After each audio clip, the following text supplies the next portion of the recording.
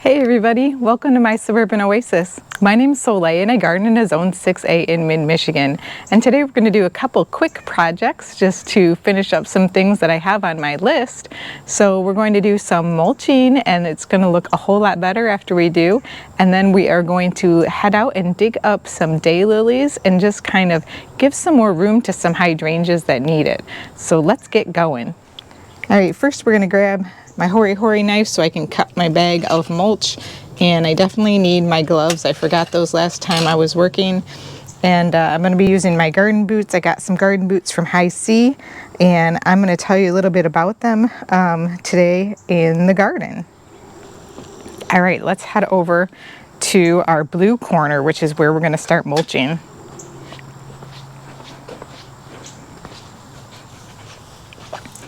Now this corner, when we planted it, I didn't have any mulch on hand, so I just planted it up and left it, and it's been bothering me for a while because the ground is fairly exposed. There's a little bit of mulch, but not a lot.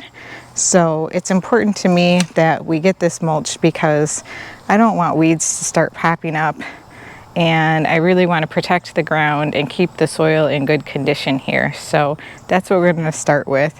And we're going to be using some Scott's mulch. A lot of people ask, what do I get when I go to the store? If I need to get it from the store in bags, I get this Scott's Earth Grow. I get the brown mulch, and you know, it's the best thing that I can find without going to my landscape supply company and having a mulch delivery. So that's what we're working with today. All right, let me get set up and we'll get started.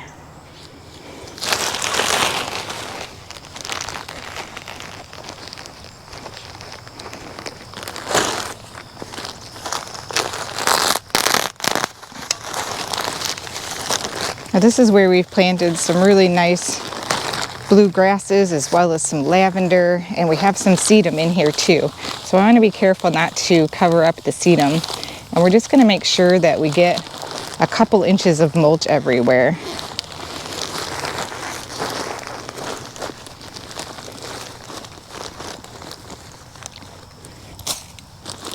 It was actually in the mid-80s today, so this mulch is rather warm, but that's okay because the nights are still pretty cool here.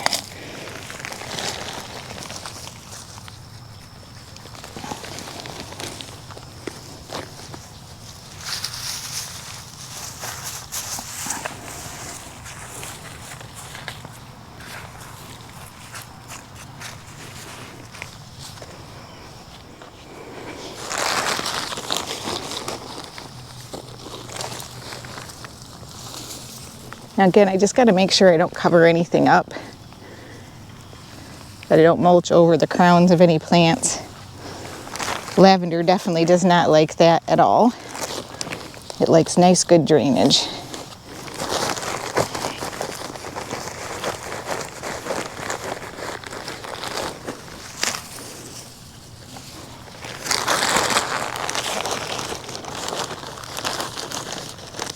I think this is going to provide some really nice contrast also around this grass.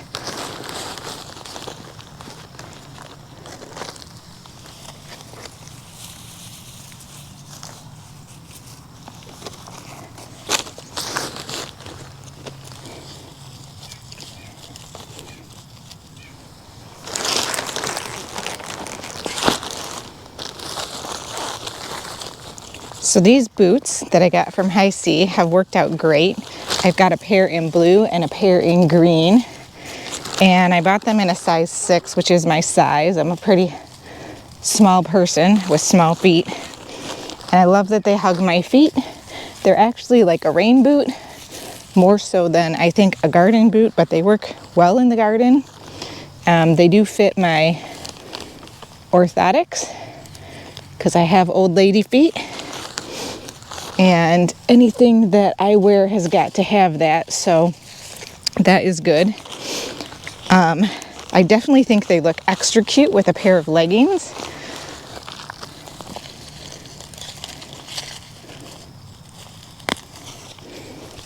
And they keep your feet nice and dry. I do like the soles of them. They have a nice bit of traction on the bottom,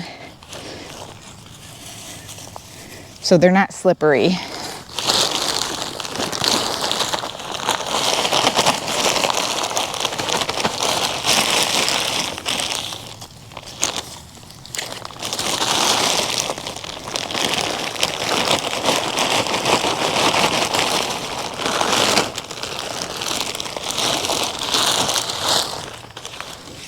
This looks beautiful up against this pine as well.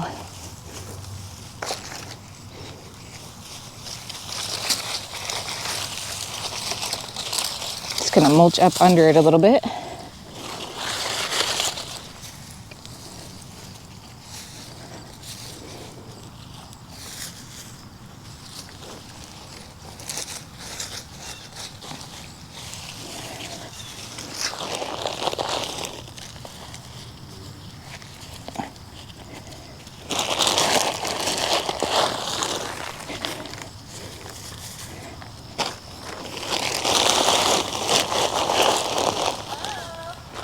Hi.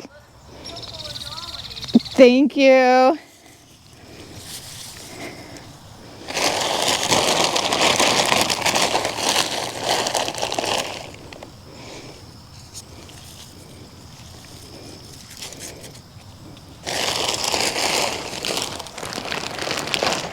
Well, there you have it. I got the neighbor's approval there as they swing by and said it looks beautiful as always. That's sweet. I don't know if you could hear them or not.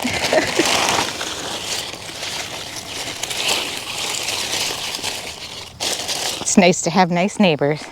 Well, this has just made an amazing difference in how this corner looks, hasn't it?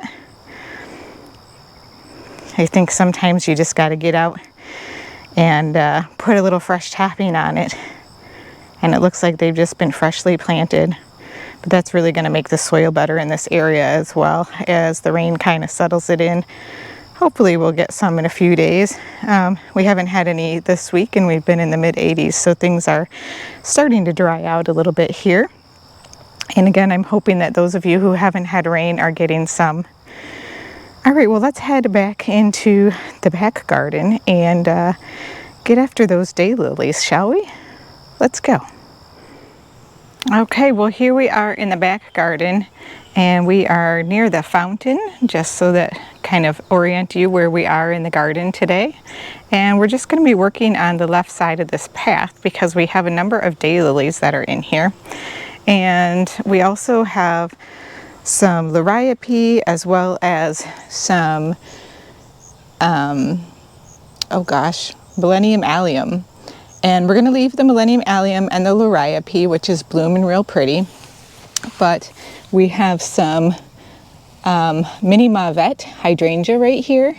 And then we have an invincible hydrangea back here that should bloom light pink, but it's getting not enough sun because these daylilies are blocking it from here. So I'm going to be digging these out. So I'm going to try to get them out with as least damage as possible to the alliums and the liriope so that we can just keep those going. So let's start digging.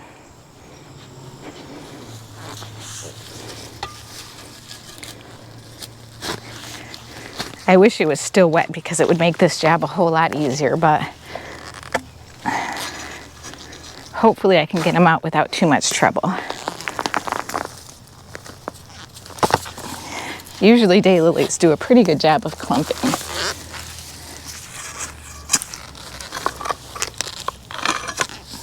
Okay, so I called it an Incredible, I can't remember, Invincible? Yeah, that's what I called it, but it's an Incredible Blush hydrangea. So it is a pink hydrangea, but not the Invincible series. So just the Incredible Blush.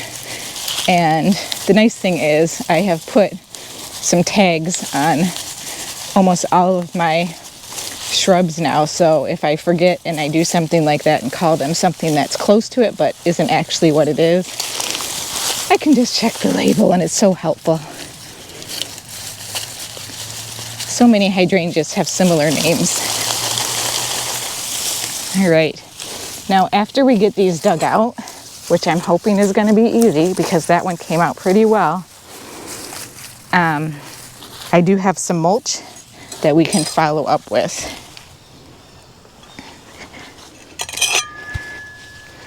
This one might be a little trickier because it's right by some of that liriope, which I want to keep.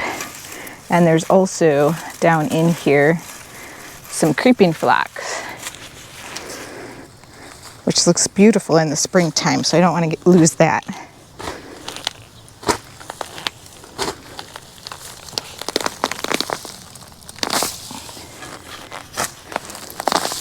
It is possible that some of these daylilies, if little pieces of them break off, that they may try to come back up again next year. So I'll have to watch for that. But overall, these seem to be coming out really nice and easy. Oh, yeah, see, there's some phlox that's kind of in with this daylily that I do not want to lose. I'm just trying to shake the soil off too because I want to leave as much of that in place as I can.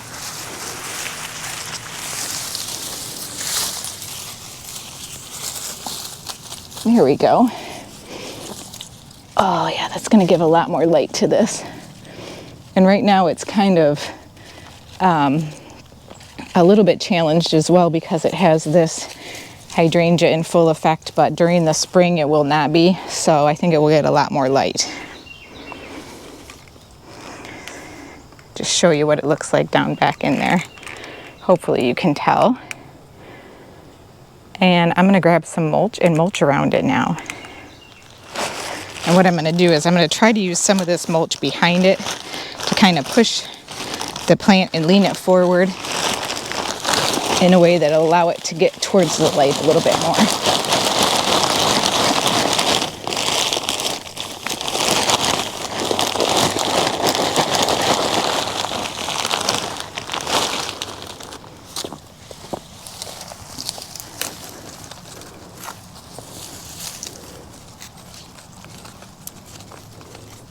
Just kind of propping it up without burying it.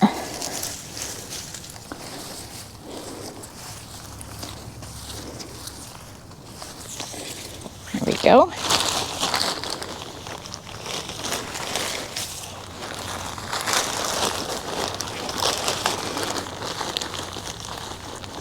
This is such a hard area of the garden to film.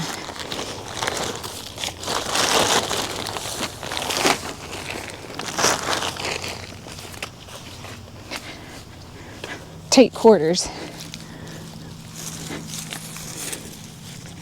Here we go. All right, then let me take you down here a little bit further. In the same garden bed, I have moved the rocks back several inches. Let me pull that liriope back just so that you can see. So I want to fill that in with mulch as well as down here.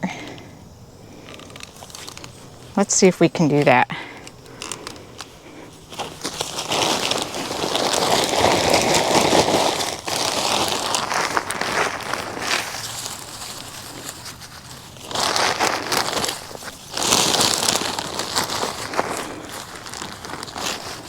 This is the kind of thing I do, and my husband will be like, I think you moved the rocks out a couple of inches. Like, yeah, I did. But when you plant edging plants and then they grow a little bit bigger, sometimes it helps just to move them out a little bit. Give them a little bit more space to grow. We have a beautiful white mum right here too. It's getting ready to bloom. So I want to make sure to lift that, get that out of the way.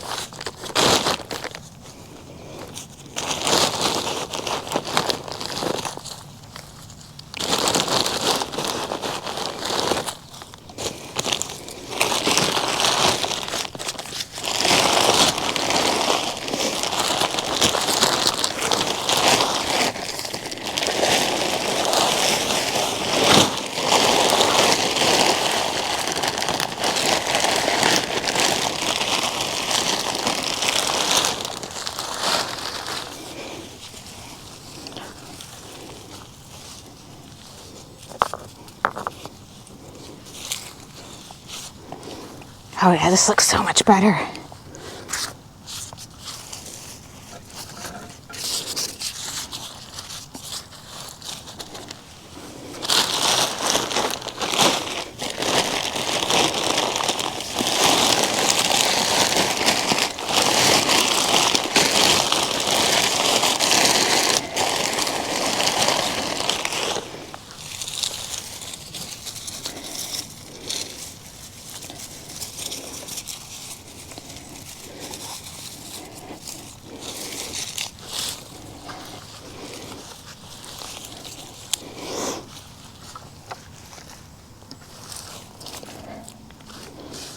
Okay guys, look at this border. All right, this is so much better.